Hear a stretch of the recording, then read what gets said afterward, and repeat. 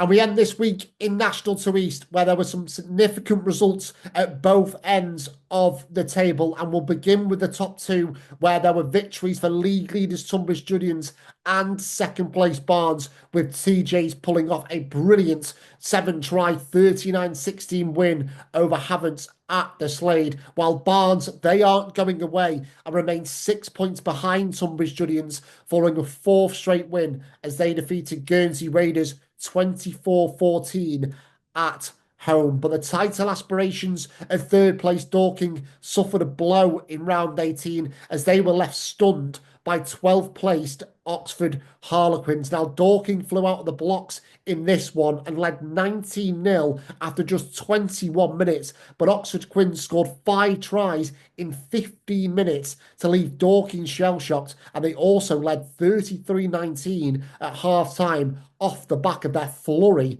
of tries. And after blowing their visitors away in the opening 40, they sealed the deal in the second period to secure a memorable 48-24 win. A brilliant afternoon for Pete Davis's side. So from a Dorking perspective, that's now 3 defeats in their last 6 games, and as you can see, it leaves them 11 points behind Tunbridge Julians, while TJs themselves have a game in hand over Barnes, which comes at the end of March when they take on Guernsey Raiders away from home. In terms of Oxford Harlequins and the bottom half, they are now 12 points clear of the danger zone after this win, and table rivals Sevenoaks also pushed themselves further away from the bottom two after this superb Ben Adams try a minute from time completed a fantastic fight back as Oak snatched a 38-36 win at Bury St Edmunds after being 31-12 down at half-time. And Oxford Harlequins and Sevenoaks are trying to distance themselves from 13th place Worthing, who was certainly not giving up the fight. Now, Worthing, they were very close to sealing just their second win of the season last time out. They came back from 26-0 down after 28 minutes away at Old Albanian to bring the score to 26-24. But in the end, a penalty from Sam Jones 3 minutes from time saw OAs clinch a 36-34 victory at the expense of Worthing. And incidentally, Worthing are our second feature club of the week on the National League Rugby preview show. Now, it's the second time in as many weeks that Worthing collected 2 bonus points in defeat. So they'll be looking to use those positives and to look to turn them into a victory when they take on Bury St Edmunds this weekend. Now, if you watch the main intro to the show, we mentioned that this fixture for Worthing against Bury St Edmunds will see them join forces with the Rugby Against Cancer charity, who Worthing have a long-standing relationship with. Now, the charity itself is run by a team of volunteers who have a passion for rugby and have all been affected by cancer in their own lives, or know family, friends, or teammates who have been affected by cancer. And Worthing will be donning the charity's iconic pink, blue and white socks this weekend when they take on Bury St Edmunds. So it's set to be a fantastic day at Roundston Lane. So to look ahead to it, we caught up with Worthing head coach Fred Pierrepont, as well as the founder of Rugby Against Cancer, Aaron Beesley. So, Fred, let's start with you to begin with. Obviously, Bury St Edmunds to come on Saturday, but how do you kind of reflect on the last 2 weeks from a Worthing perspective? Obviously, 4 points from the 2 games against fourth place Canterbury and away at Old Albanian last week, but are we kind of sort of seeing the performances that Worthing are pretty much more capable of so far this year? Yeah, I'll definitely agree with that. I think we were slightly unlucky with the way the fixture card kind of panned out after the new year. Playing top of the league, go away to TJ's, and then obviously play Barnes. It's two really tough fixtures. So look, we played well in both those games. I mean, we were within 3 points, I think, at half time against TJ's, and then we put together a really good second half against Barnes. But ultimately, we need to be playing 80 minutes. And then Canterbury was probably one of our better 80-minute performances of the season.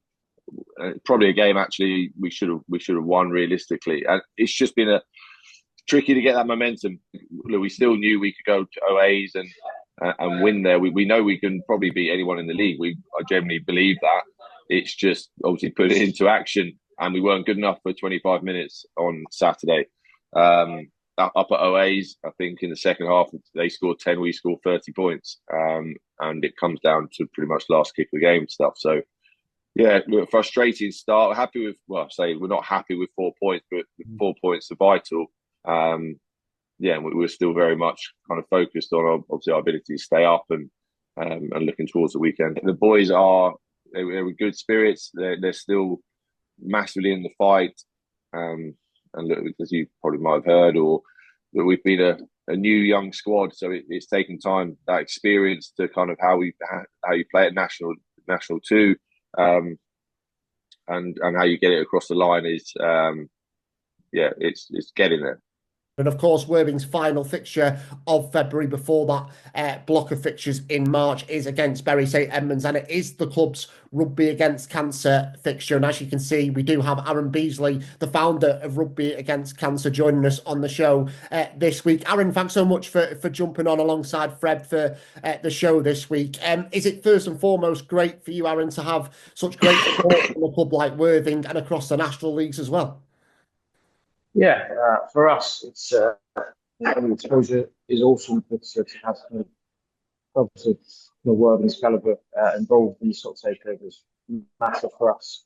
Obviously, we're extremely thankful for Worthing, the rest of the national league team as well, in order to get taken part. And you mentioned kind of the SOC takeover there, Aaron. You said before we hit record that Worthing are topping the charts in terms of the SOC takeover this year, and we're sure to see them in action on Saturday against Bury St Edmunds. But you mentioned kind of the other National League rugby clubs as well. You've got Esher and National One doing something this weekend. We saw Roslyn Park do something last weekend as well against Sale FC. You've got Bourneville and National 2 West doing something at the end of March. So it feels like the National League rugby community are really on board with what you guys are doing at Rugby Against Cancer.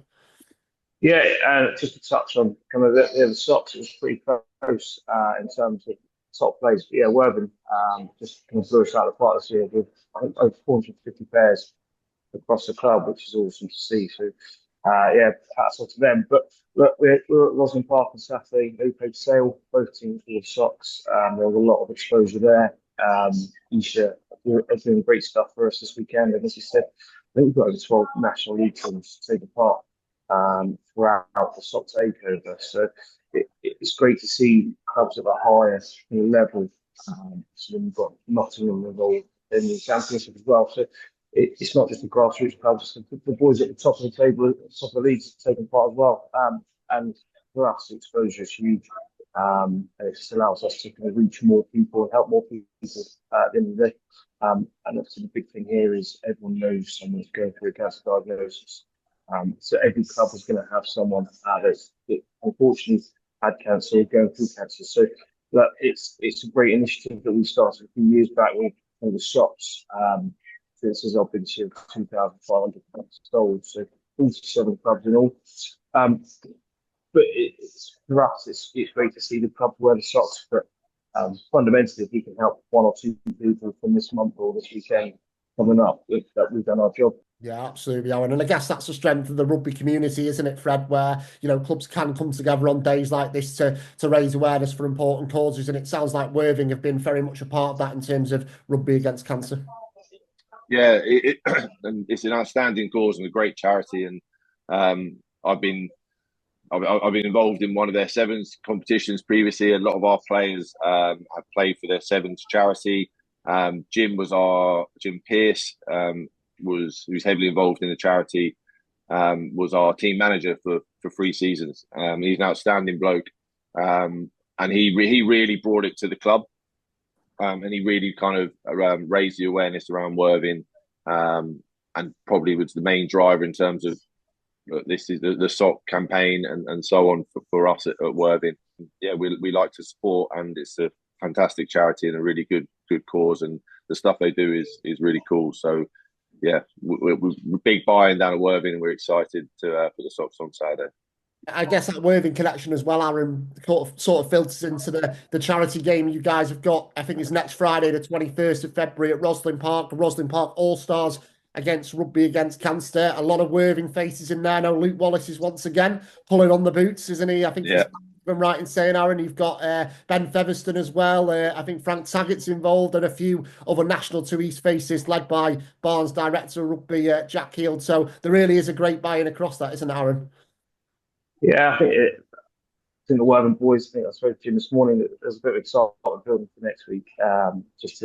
It's just a really good fixture for us to be involved in. And it's just great to see so many boys that have played kind of top level for a number of years, just looking to come down, have a bit of fun and help us raise awareness for charity. Fred, just to kind of bring it back just finally towards Worthing, if I'm right in saying kind of you've been head coach for kind of 2.5 seasons now, if that's right, and you mentioned at the start there that it is a really kind of young squad at Worthing and people might have seen the club towards the top of National 2, well, what it was South a few years ago, and thinking, so what's happened with Worthing? But this is a really young group of players that are constantly looking to improve. So what are you seeing now, Fred, from the side that gives you kind of optimism moving forward as a club?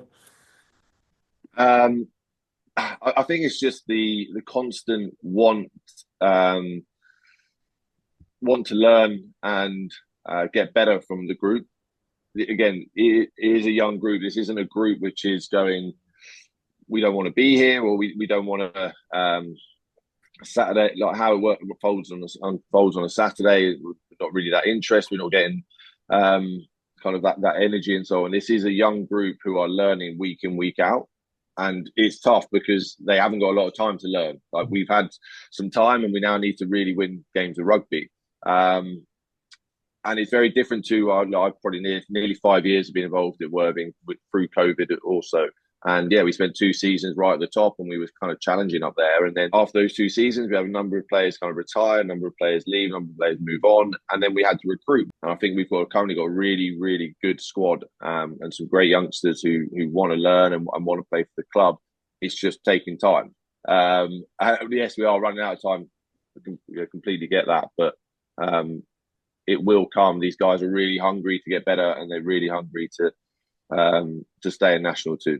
These boys they're going to have to step up and they're going to have to be their very best every Saturday for the next 8 Saturdays. But they're fully aware of that. I'm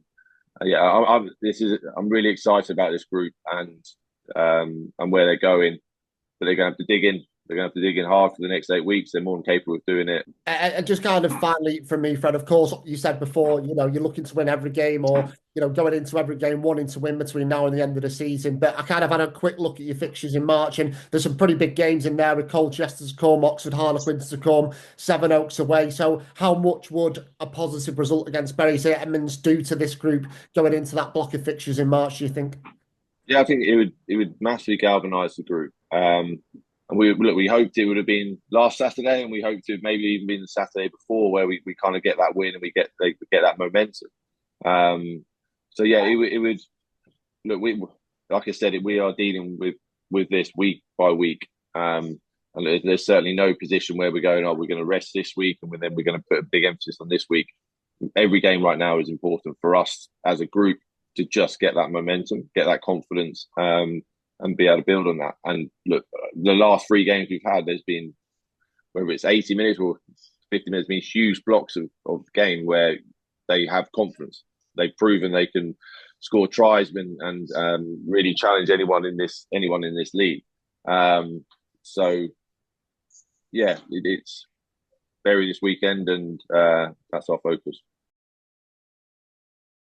So a big thanks to both Fred and Aaron for joining us on the show this week. Fantastic support shown by Worthing for Rugby Against Cancer. And they aren't the only ones to be doing so this weekend with clubs like Esher in National 1.